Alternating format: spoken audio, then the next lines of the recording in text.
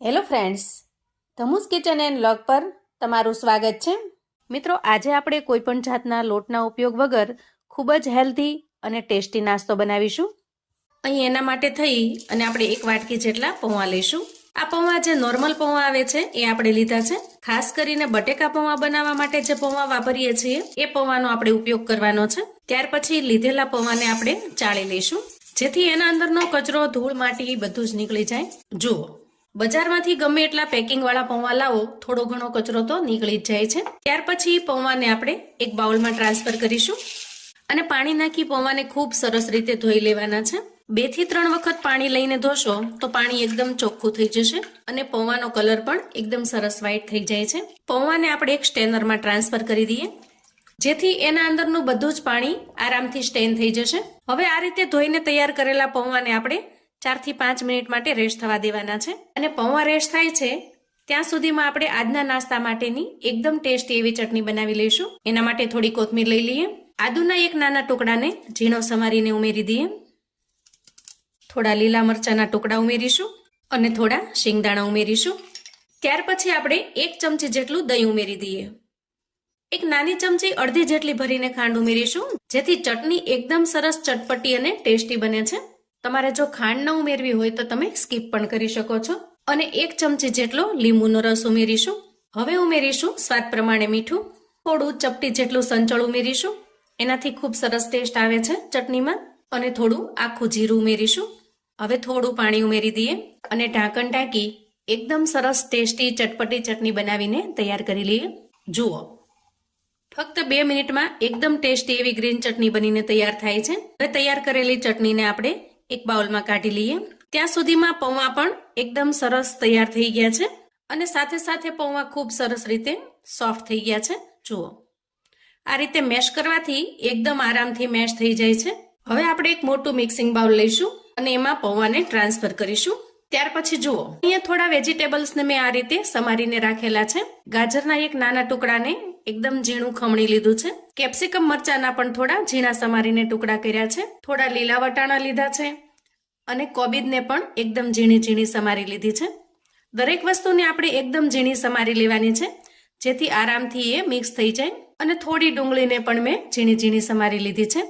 હવે આ બધા જ વેજીટેબલ્સને આપણે પૌવામાં એડ કરીશું અને ત્યાર પછી આપણે આમાં સૂકા મસાલા કરીશું. સૌથી પહેલા ઉમેરી દઈએ સ્વાદ પ્રમાણે મીઠું. અડધી ચમચી જેટલો ધાણા પાવડર ઉમેરીશું અને નાની 5 ચમચી જેટલી હળદર ઉમેરીશું. થોડું નાની 5 ચમચી જેટલું મરચું ઉમેરી દઈએ. અડધા લીંબુનો રસ ઉમેરીશું. ખટાશ માટે તમે અહીંયા લીંબુનો રસ અથવા તો આમચૂર પાવડર ઉમેરી શકો છો. આમચૂર પાવડરથી પણ ખૂબ જ સરસ ટેસ્ટ બનશે. થોડી કોથમીર ઉમેરી દઈએ અને થોડો અમથો પિંચ ઓફ જેટલો ગરમ મસાલો. પણ જો ગરમ મસાલો તમને અનુકૂળ ન હોય તો તમે એને સ્કીપ પણ કરી શકો છો. હવે આ બધી જ વસ્તુને આપણે હાથથી મિક્સ કરી લઈએ. જુઓ, આ રીતે એકદમ સરસ રીતે સૌથી પહેલા મિક્સ કરી લેવાનું છે. ત્યાર પછી એક તડકા પેનમાં 2 ચમચી જેટલું તેલ ગરમ કરી લઈશું અને ગરમ થયેલા તેલમાં 1 ચમચી રાઈ, 1 ચમચી જીરું, થોડી અમથી પિંચ ઓફ જેટલી હિંગ ઉમેરીશું. મીઠા લીમડાના પાન ઉમેરીશું અને ખૂબ સરસ રીતે મિક્સ કરી લઈશું. અને તૈયાર થયેલા વઘારને આપણે પૌવામાં ઉમેરી દઈશું. ત્યારબાદ હાથની મદદથી આપણે બધું જ સરસ રીતે મિક્સ કરી લેવાનું છે. અહીંયા વઘાર ઉમેર્યા પછી થોડું ગરમ ન લાગે એ ખાસ જોવાનું. આ રીતે મુઠ્ઠીથી પ્રેસ કરી અને બધું જ સરસ રીતે મિક્સ કરી લેવાનું. અને એકદમ કોરા પડી ગયેલા પૌવામાં આપણે વેજીટેબલ્સ ઉમેરેલા હોવાથી વેજીટેબલ્સનું પાણી પણ ધીરે ધીરે છૂટતું જશે, જેથી મિક્સ કરવામાં બિલકુલ તકલીફ નહીં થાય. જુઓ, આ રીતે બાઇન્ડિંગ આવી જશે. પણ જો છતાંય તમને થોડું કોરું લાગે, બાઇન્ડિંગ ન આવે, તો એમાં તમારે શું ઉમેરવાનું એ હું તમને બતાવું. જુઓ, આપણે મિક્સ કરતા અહીંયા એકદમ સરસ બાઇન્ડિંગ આવી ગયું છે. પણ માનો કે બનાવતી વખતે બાઇન્ડિંગ ન આવે તો તમારે 1 ચમચી જેટલું દહીં ઉમેરી દેવાનું. પાણી વગરનું દહીં ઉમેરવાનું, જેથી એમાં ભીનાશ ઓછી હોય. દહીં ઉમેરશો એટલે તરત જ એમાં ખૂબ સરસ બાઇન્ડિંગ આવી જશે. જરૂર જણાય તો લોટને તમે જેમ કૂણવતા હો ને એ રીતે કૂણવી લેવાનું, જેથી બાઇન્ડિંગ પરફેક્ટ આવી જશે. અહીંયા આ રીતે મિશ્રણ ખૂબ સરસ ભેગું થઈ ગયું છે.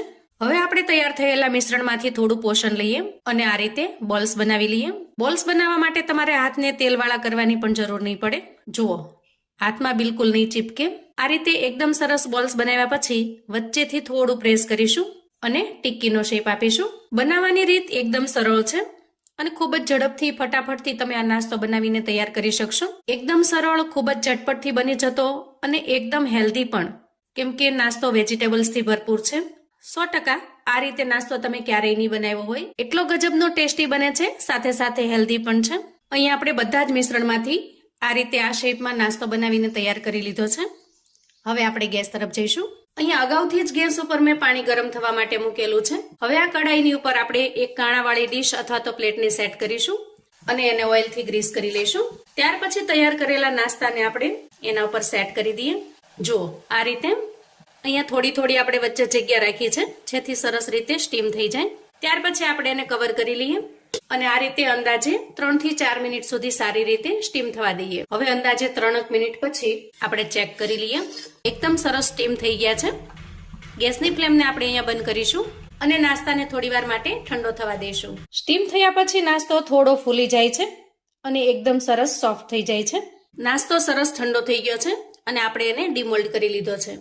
નાસ્તાને ખૂબ જ ટેસ્ટી અને મજેદાર બનાવવા માટે આપણે થોડો વઘાર કરી લઈએ.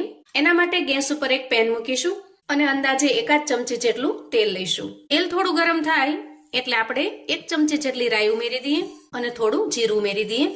રાઈ સરસ ફૂટી જાય અને જીરું પણ સરસ રીતે સતળાઈ જાય એ સમયે આપણે તૈયાર થયેલા નાસ્તાને ઉમેરી દઈશું અને ઉપરથી ઉમેરીશું થોડા ચીલી ફ્લેક્સ અને થોડી કોથમીર અને એકદમ સરસ રીતે મિક્સ કરી લઈશું. સરસ રીતે વઘાર તૈયાર થઈ જાય એટલે ગેસની ફ્લેમને બંધ કરીશું અને નાસ્તાને સર્વ કરી લઈશું. તો જુઓ આપણો એકદમ ટેસ્ટી એવો નાસ્તો બનીને તૈયાર છે. પોચો રૂ જેવો, મોઢામાં મૂકતા જ પાણી થઈ જાય એટલો સરસ અને ખૂબ જ ટેસ્ટી પણ. કોઈ પણ ચટણી સાથે તમે આ નાસ્તાને પીરસી શકો છો કે પછી આપણે આજે બનાવી છે એવી સરસ મજાની ગ્રીન ચટણી વગર પણ આ નાસ્તાનો ટેસ્ટ એકદમ ગજબનો લાગે છે. ચાની સાથે પણ એન્જોય કરી શકો છો અથવા તો આ રીતે વઘાર કરીને પણ એન્જોય કરી શકો છો. જો તમે ડાયટિંગ પર છો અને કશું ઓઇલ ફ્રી ખાવાનું પસંદ કરો છો તો વઘાર કર્યા વગરનો નાસ્તો પણ તમને ખૂબ જ ટેસ્ટી લાગશે. વેજીટેબલ્સથી ભરપૂર આ નાસ્તો ખૂબ જ હેલ્ધી અને સાથે સાથે ટેસ્ટી પણ બને છે, જેથી બાળકોને તમે લંચ બોક્સ કે ટિફિન બોક્સમાં બનાવીને આપી શકો છો.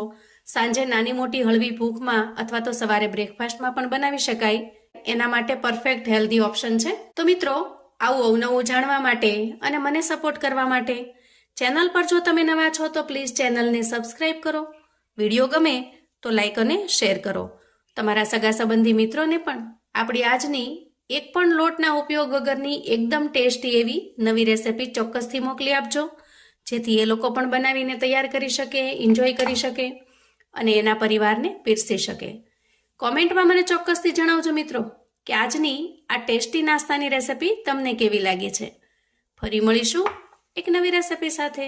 ત્યાં સુધી આવજો મિત્રો.